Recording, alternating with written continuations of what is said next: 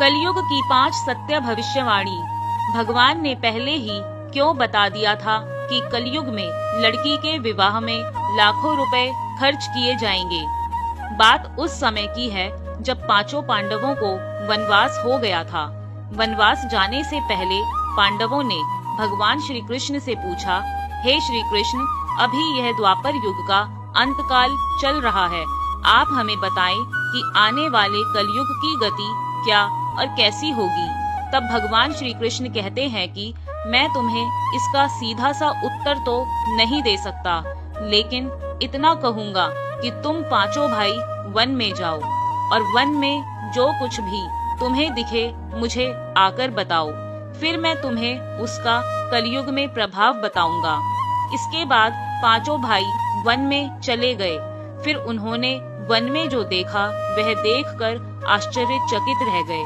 आखिर उन्होंने वन में ऐसा क्या देखा और फिर भगवान श्री कृष्ण ने उन्हें क्या जवाब दिया, आइए जानते हैं भगवान द्वारा कही गई कलयुग की 5 सत्य भविष्यवाणी को।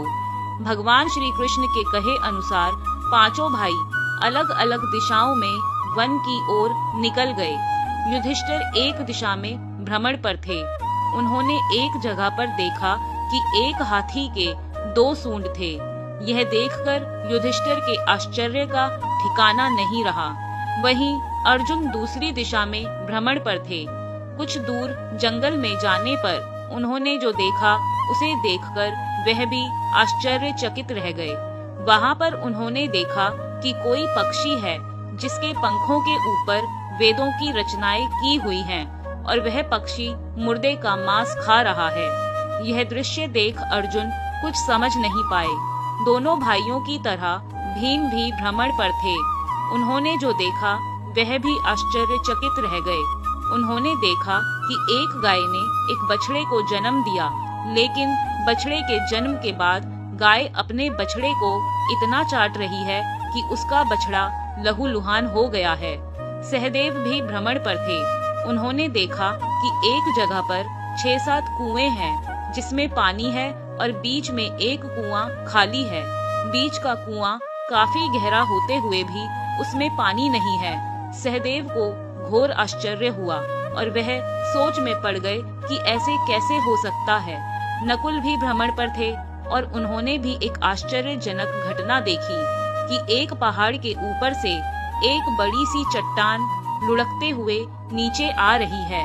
वह चट्टान कितने ही वृक्षों से टकराकर उन वृक्षों को नीचे गिराते हुए आगे बढ़ रही है, लेकिन विशालकाय वृक्ष उस चट्टान को रोक न सके। इसके अलावा वह चट्टान और न जाने कितने ही अन्य चट्टानों के साथ भी टकराती है, फिर भी दूसरी चट्टानें भी उस चट्टान को रोक न पाए। अंत में वह चट्टान एक अत्यंत छोटे से पौधे से टकराकर अर्थात उस छोटे से पौधे का स्पर्श पाते ही ठहर जाती है। इसके बाद पांचों भाई एक जगह एकत्रित हुए और शाम को भगवान श्री कृष्ण के पास जाकर उन्होंने अपने अनुभव श्री कृष्ण जी को सुनाए। सबसे पहले युधिष्ठिर ने कहा, मैंने तो पहली बार 2 सूंड वाला हाथी देखा। यह मेरे लिए तो बहुत ही आश्चर्यजनक था। तब भगवान श्री कृष्ण कहते हैं कि प्रिय पांडवों, अब तुम कल्कि काल मतलब जिस युग में भगवान श्री विष्णु कल्कि अवतार लेंगे उस युग की यानी कलयुग की बातें सुनो। तब भगवान श्री कृष्ण ने कहा कि कलयुग में ऐसे लोगों का राज्य होगा जो दोनों ओर से शोषण करेंगे, बोलेंगे कुछ और करेंगे कुछ, और मन में कुछ और होगा और कर्म कुछ और होंगे। ऐसे ही लोगों का कलयुग में राज होगा। पांडवों, तुम कलयुग आने से पहले तक राज्य कर लो। युधिष्ठिर के बाद अर्जुन ने कहा, मैंने जो देखा है वह तो कहीं ज्यादा आश्चर्यजनक था। मैंने देखा कि एक पक्षी के पंखों पर वेदों की रचनाएं लिखी हुई है, पर वह पक्षी मुर्दे का मांस खा रहा है। तब भगवान श्री कृष्ण कहते हैं कि कलयुग में ऐसे लोग रहेंगे जो बड़े ज्ञानी कहलाएंगे, विज्ञान की चर्चा करेंगे, लेकिन उनके आचरण राक्षसी होंगे। वह बड़े पंडित और विद्वान कहलाएंगे, किंतु यह देखते रहेंगे कि कौन सा मनुष्य कब मरे। कब हमारे सभी रिश्ते नाते मरे और हमारे नाम से संपत्ति हो जाए। भगवान श्री कृष्ण अर्जुन से कहते हैं कि हे अर्जुन, राजनीति के व्यक्ति विचार करेंगे कौन से मनुष्य को मारा जाए और राजनीतिक गद्दी हमारे नाम पर हो जाए। कलयुग के लोग हर जाति धर्म पर प्रमुख पदों पर बैठकर विचार करेंगे कि कब किसका श्राद्ध हो और कौन कब किस पद से हटे और हम उस पद पर चढ़कर बैठ जाएं। चाहे कितने भी बड़े लोग हों, परंतु उनकी दृष्टि धन और पद के ऊपर ही रहेगी। ऐसे लोगों की ही बहुतायत होगी और कलयुग में ऐसे लोगों का ही राजकाज होगा। अर्जुन के बाद भीम ने अपना अनुभव भगवान श्री कृष्ण को सुनाया। भीम ने कहा कि मैंने तो यह देखा कि एक गाय अपने बछड़े को जन्म देने के बाद इतना चाटती है कि बछड़ा लहूलुहान हो जाता है। तब भगवान श्री कृष्ण कहते हैं कि कलयुग का मनुष्य शिशुपाल हो जाएगा। कलयुग में माताओं की अपने बच्चों के लिए ममता इतनी बढ़ जाएगी कि उन्हें अपने विकास का अवसर ही नहीं मिलेगा। मोह माया में ही घर बर्बाद हो जाएगा।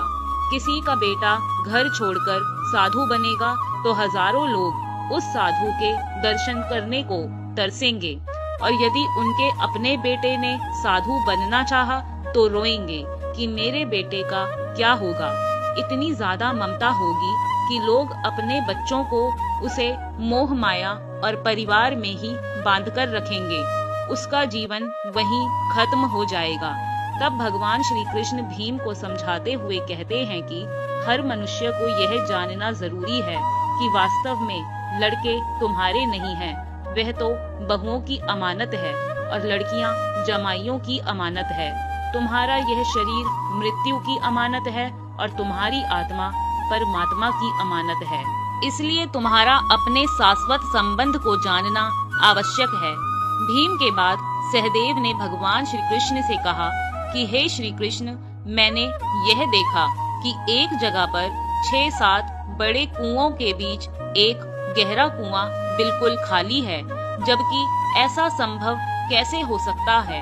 तब भगवान श्री कृष्ण सहदेव को जवाब में कहते हैं कि कलयुग में लोग लड़की के विवाह में, मकान के उत्सव में और छोटे बड़े उत्सवों में तो लाखों रुपए खर्च कर देंगे, परंतु पड़ोस में ही यदि कोई भूखा प्यासा मर रहा होगा तो यह नहीं देखेंगे कि उसका पेट भरा है या नहीं। उनका अपना ही सगा भूख से मर जाएगा। परेशानी में अपने सगे रिश्ते नातों का साथ नहीं देंगे, उसे ऐसे ही परेशान देखते रहेंगे और दूसरी ओर खुद मौज, मदिरा, मांस भक्षक, सुंदरता और जश्न में धन उड़ाएंगे, किंतु किसी के 2 आंसू पोंछने में उनकी रुचि न होगी। कहने का तात्पर्य यह है कि कलयुग में अन्न के भंडार होंगे, लेकिन लोग भूख से मरेंगे। सामने बंगले में ऐशो आराम चल रहे होंगे, लेकिन पास की झोपड़ी में आदमी भूख से मर जाएगा। एक ही जगह पर असमानता अपने चरम पर होगी।